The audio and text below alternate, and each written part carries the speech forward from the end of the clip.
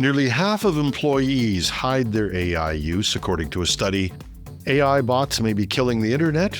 And if Microsoft's update didn't kill SSDs, what did? Finally, Meta may be quietly scanning all your pictures, even the ones you didn't share with it. Welcome to #Trending. I'm your host, Jim Love. Let's get into it.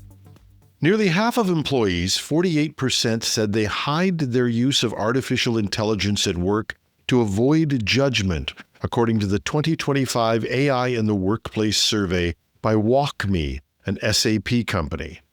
The research highlights a growing cultural and training gap around AI adoption and what some are calling AI shame.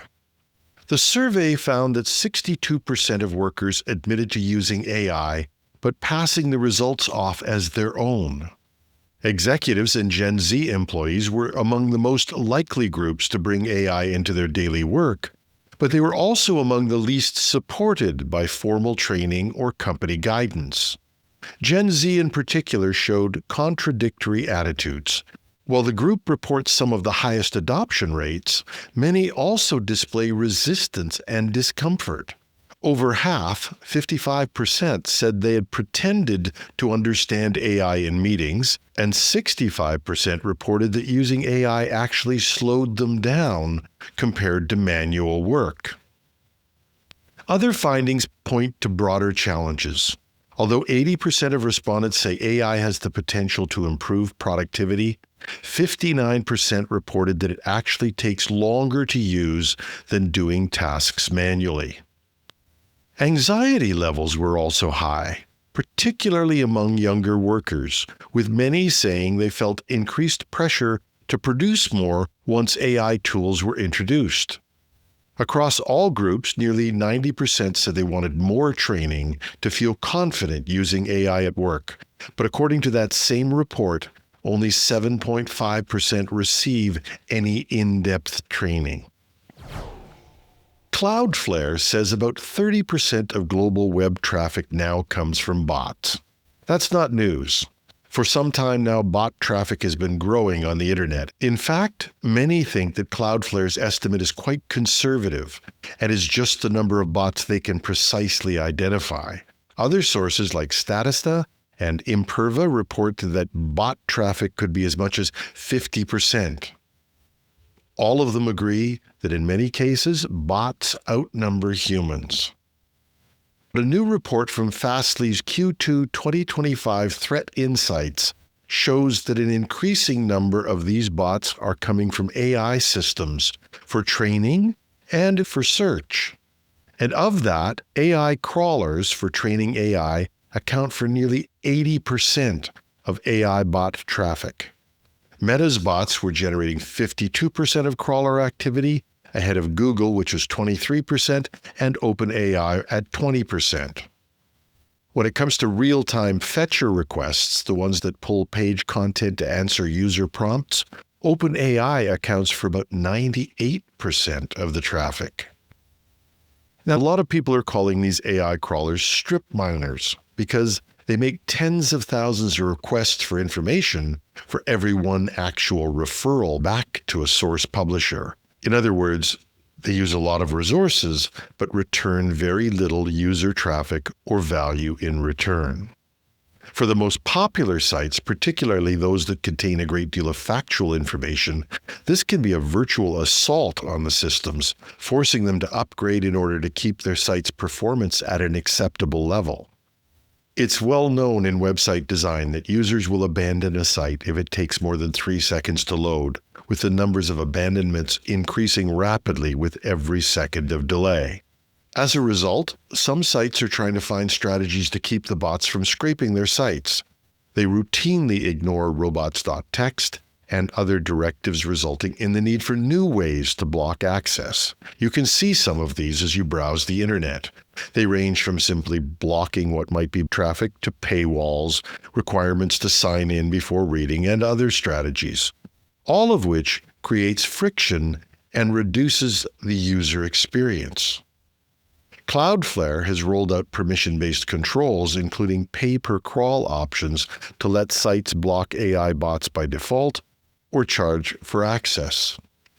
But no matter what barriers sites put up, these AI bots get better and better at defeating them.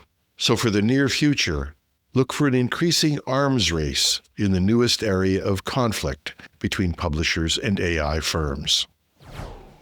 Recently, a number of news sites and podcasts, including ours, reported that a recent Microsoft update had caused issues including lost data and even the failure of SSD drives.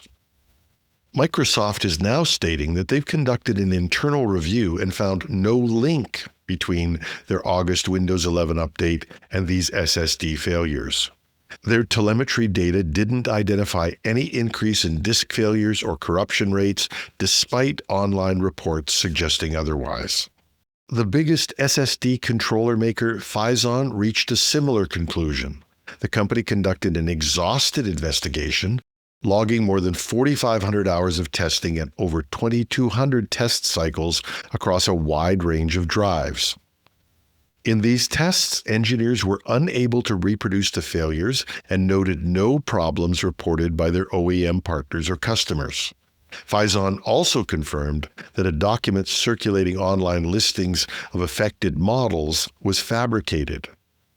That leaves the reports themselves. Users claimed drives disappeared under heavy workloads, particularly when writing or extracting large files or nearly full SSDs.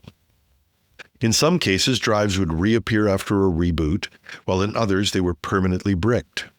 Failures were noted across different brands and controller types, suggesting no single vendor or update is responsible.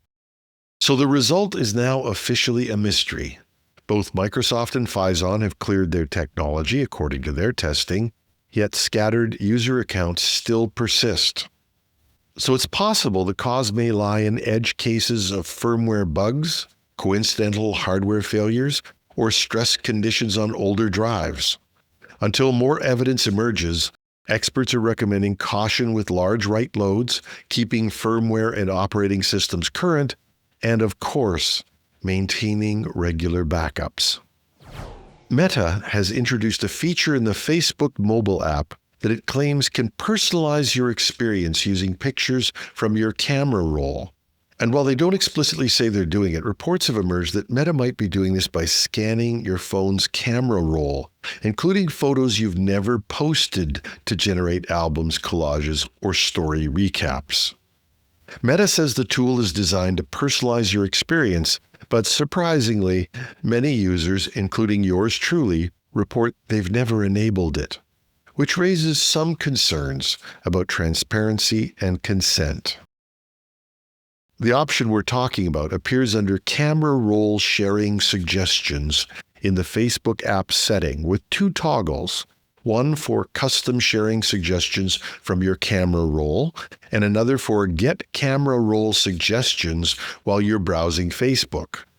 Apparently, if either toggle is active, it would appear that Meta can analyze your photos, dates, and metadata to surface content.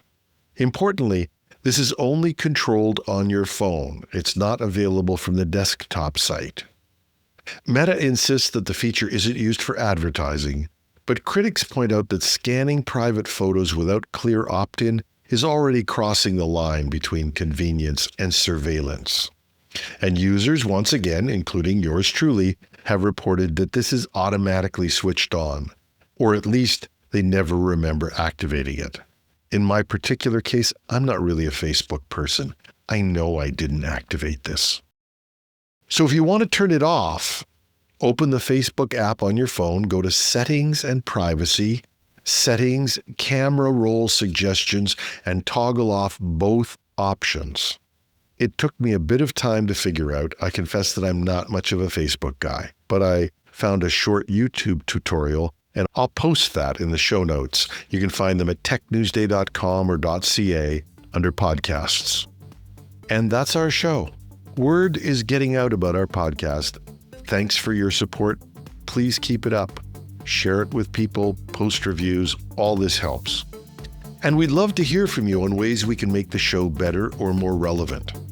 In particular, we did a longer show this weekend that walked through a lot of new developments in AI software. Let us know if this type of show is of interest or what you want to see more or less of. And in this day after Labor Day, which is really the start of back to school and the working year, welcome back. I'm your host, Jim Love, wishing you a terrific Tuesday.